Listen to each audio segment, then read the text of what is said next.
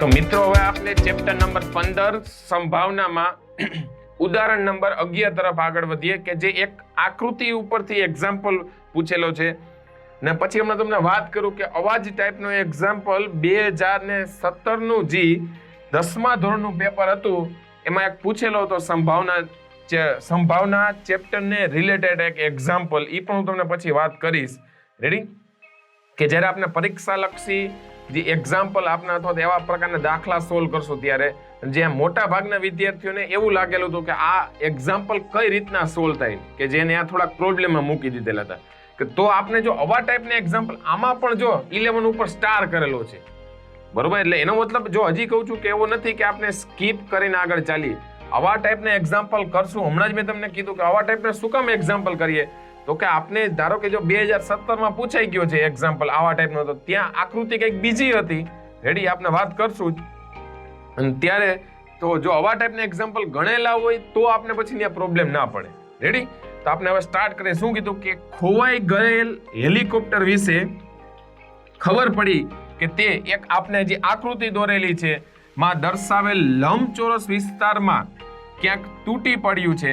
એટલે બરોબર છે, લંબચોરસ વિસ્તારની અંદર ક્યાંક તળાવની અંદર તૂટી પડ્યું છે, તો તેની સંભાવના શું છે કે જો શું કીધું કે શું સંભાવના છે કે તે આકૃતિમાં બતાવેલ તળાવમાં તૂટી પડ્યું છે. રેડી? એટલે આકૃતિની અંદર જે તળાવ છે એની અંદર ક્યાંક તૂટી પડ્યું, આપણે એવું વિચારવાનું છે. હવે વિચારો મિત્રો ખાસ કે જે આખું આવી રીતના લંબચોરસ છે આ રીતના, બરોબર છે, એક વિસ્તાર, એની અંદર તળાવમાં તૂટવાની સંભાવના, એનો મતલબ કે શું થયું સમજો ખાસ વિદ્યાર્થી મિત્રો, કે આપણે આવું તો લઈ લેશું કે ધારો કે જે હેલિકોપ્ટર એ તળાવમાં તૂટી પડ્યો છે તેવી ઘટનાને આપણે ઈ કહેશું. પણ તળાવમાં તૂટ્યું હોય તો એનો મતલબ કે આ આટલા વિસ્તારમાં ક્યાંક તૂટી પડ્યું ને, એનો મતલબ કે મારે તળાવનું ક્ષેત્રફળ ખબર હોવી જોઈએ. પહેલો ક્વેશ્ચન મિત્રો એવો થાય કે તળાવનું ક્ષેત્રફળ મળે કેમ? કાંઈ માપ તો આપેલું છે નહીં, પરંતુ લંબચોરસનું જે માપ આપ્યું છે તેના ઉપરથી તળાવનું આપણે ક્ષેત્રફળ ગોતવાનું થાય. હવે ખાસ યાદ રાખજો, લંબચોરસની સામસામેની બાજુઓ સમાન હોય છે. ક્લિયર? ઓકે. અને પાસેની બાજુ કેવી? એ અલગ અલગ હોય છે. રેડી? એટલે આનું માપ 4.5 હોય તો આ આખાનું માપ 4.5 હોય, એમાંથી હું 2 બાદ કરી નાખું તો મને આનું માપ મળી જાય. કેમ? તો કે 2.5. એટલે આ સાઈડનું માપ કેટલું આવશે? 2.5. તો આ સાઈડનું માપ પણ શું આવશે? 2.5 જ. રેડી? યસ. હવે આ નીચેની સાઈડ જે છે આને નામ આપી દો પણ તો પણ સારી વાત છે. A B C ને D એ રીતના, પછી A B C D આપી દીધું, પછી આનું નામ આપી દે P Q R, ઉપર તો B હતું જ, એ રીતના આપો તો પણ સાચું છે. નીચેનું માપ 9 કિલોમીટર છે. કિલોમીટર, સોરી સેન્ટીમીટર ને 9 કિલોમીટરમાં બધી વાત કરીએ, કારણ કે કિલોમીટર ચોરસ એરિયા હોય એટલે 9 કિલોમીટર એરિયા છે, બરોબર? તો ઉપરનું પણ શું થશે? 9 કિલોમીટર. તો એમાંથી 6 કિલોમીટર આટલું હોય તો બાકીનું હવે કેટલું વધવાનું? આ 3 હોવાનું. એટલે આનું માપ 3 હશે તો નીચેનું માપ પણ કેટલું હોય? 3. એટલે એનો મતલબ થયો તળાવની જે ઉપરની અને નીચેની સાઈડ છે એ બંનેના માપ 3 કિલોમીટર 3 કિલોમીટર, અને બાજુની જે માપ છે એ 2.5 કિલોમીટર 2.5 કિલોમીટર છે.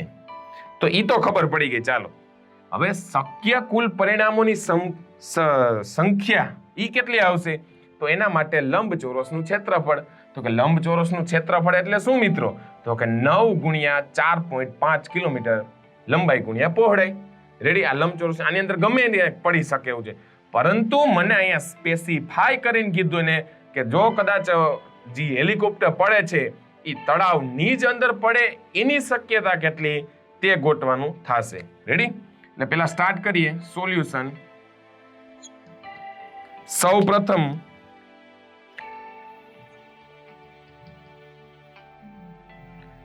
અહીંયા આપણે તળાવની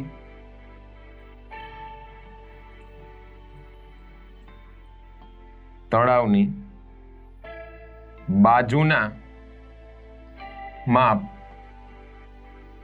મેળવીશું કે જે નીચે મુજબ છે. એમાં એક કામ કરીએ, આપણે એમાં નામકરણ જ આપી દઈએ. આનું નામ આપીએ A, અહીંયા આપીએ બી સી ડી, અહીંયા પી ક્યુ અને આર. એટલે પીબી નું માપ અથવા તો બીઆર નું માપ આપણે જોતું હોય નીચે મુજબ છે. એટલે કે બીઆર બરાબર શું થશે તો કે બીસી માઇનસ આરસી. બીસી નું માપ કેટલું છે તો કે 4.5 માઇનસ આરસી નું માપ કેટલું છે 2. તેથી બીઆર બરાબર 2.5 કિલોમીટર. ક્લિયર? આ માપ મળી ગયું છે એટલે એનો મતલબ કે શું થશે, જો એ માપ મળી ગયું તો એનો મતલબ કે પી ક્યુ નું માપ પણ એટલું જ થવાનું છે. બે સામસામેની બાજુ કેવી હોય, સમાન હોય છે. રેડી? હવે આપણે પી બી નું માપ જોઈએ છે. ત્યારબાદ કેનું તો કે પી બી બરાબર શું લખી શકીએ તો કે એ બી માંથી એપી જેટલું બાદ કરી નાખીએ. એ બી માઇનસ એપી. રેડી?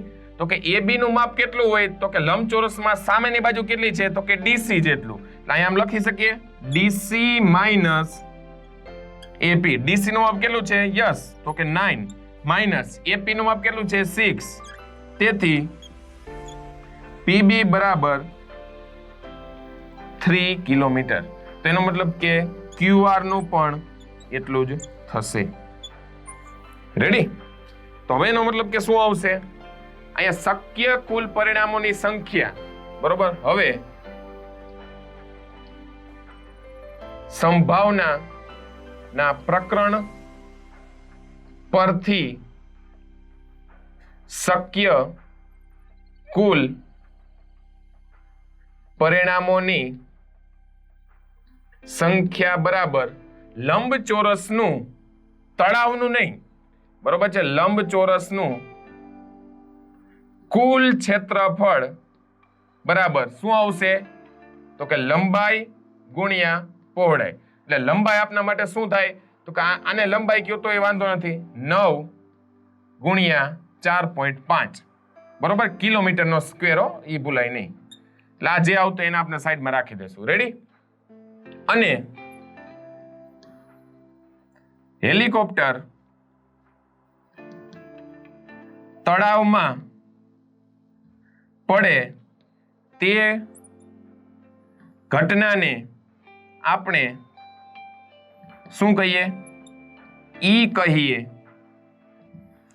હેલિકોપ્ટર તળાવમાં પડે તે ઘટનાને આપણે ઈ કહીએ તો ઘટના ઈ માટે સાનુકૂળ કુલ પરિણામોની સંખ્યા બરાબર તળાવનું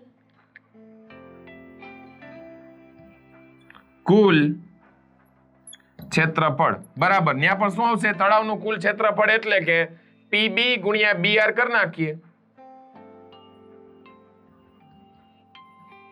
બરાબર શું આવશે તો કે 3 ઇન્ટુ પીબી નું માપ યસ 3 બીઆર નું માપ 2.5. રેડી?